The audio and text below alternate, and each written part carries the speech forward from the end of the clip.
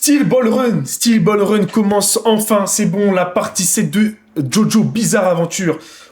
Pour ceux qui n'ont pas regardé les autres parties et surtout la dernière partie, vous allez peut-être être un petit peu dérouté sur ce qui se passe parce que justement les personnages de cette nouvelle partie ressemblent énormément à des personnages qu'on a déjà vus dans les anciennes parties de Jojo, surtout la partie 3. Parce que là on retrouve Dio Brando, on retrouve Johnny Joestar, on retrouve Sandman, on retrouve les Zeppeli.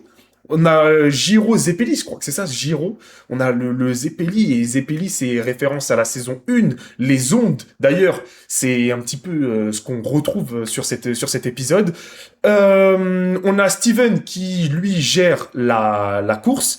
Il a une fille avec lui, je sais pas qui c'est. Moi, j'ai pas lu le manga. Jojo, je ne fais que regarder les épisodes. Je n'ai pas lu le manga et je pense que ça arrivera peut-être jamais. Ou en tout cas, quand toutes les parties seront adaptées en animé, je me referai tout en manga. Mais pour l'instant, je ne regarde que l'animé. Voilà, bref.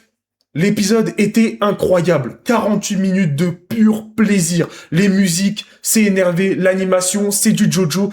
C'est trop bien. C'est trop bien.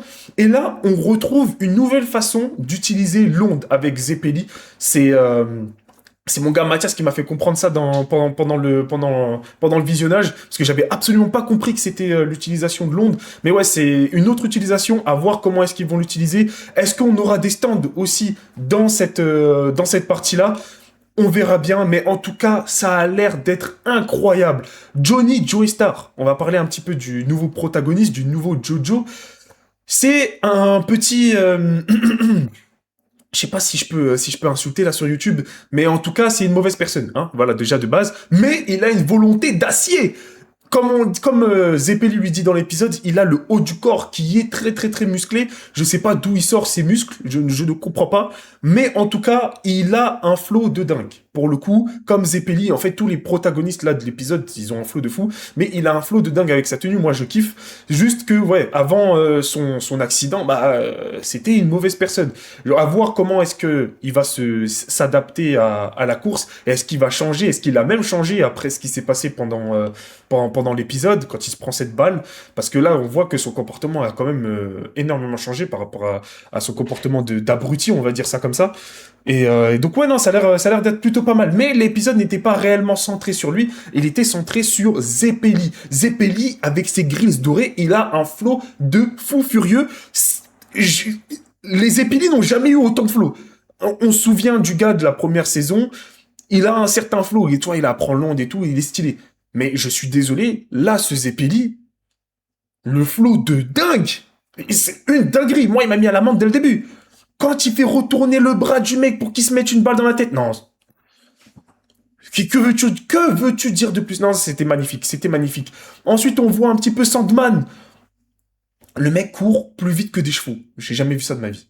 Il a un flow de fou. Je sais même pas si c'est un stand ou s'il utilise les ondes instinctivement. Ça pourrait être ça. C'est peut-être l'utilisation des ondes qui lui permettent d'utiliser justement ses jambes comme il en a envie. Et vu que de base les ondes, c'est au niveau de la respiration, donc peut-être que c'est ça qui lui permet de continuer à courir à vita aeternam et de dépasser même des chevaux.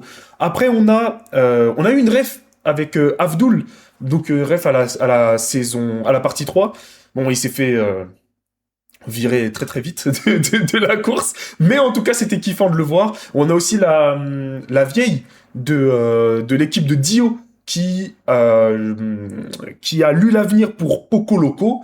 Donc c'est une petite ref à aussi la partie 3 et donc Poco Loco, c'est une ref au petit je sais plus comment il s'appelle, mais au petit qui est avec Jonathan Joestar dans la partie 2. Et Poco Loco, lui aussi pareil, flow de fou furieux, il a une chance de malade mental. En tout cas, pour l'instant, on parle de chance. Peut-être que c'est juste son pouvoir, peut-être on sait pas encore, mais il a une chance de fou, il a trop de flow, il est trop drôle, je kiffe le personnage. Et ensuite, on a Dio Brando. Je sais plus c'est quoi son vrai blaze dans cette partie-là, mais on l'appelle Dio, c'est Dio. Il a même l'étoile sur son cheval. C'est trop stylé. D'ailleurs, on n'a pas vu Johnny avec une étoile. On le voit avec plusieurs étoiles sur sa tenue, mais on sait pas s'il a aussi l'étoile des Joestar. Donc, on verra bien.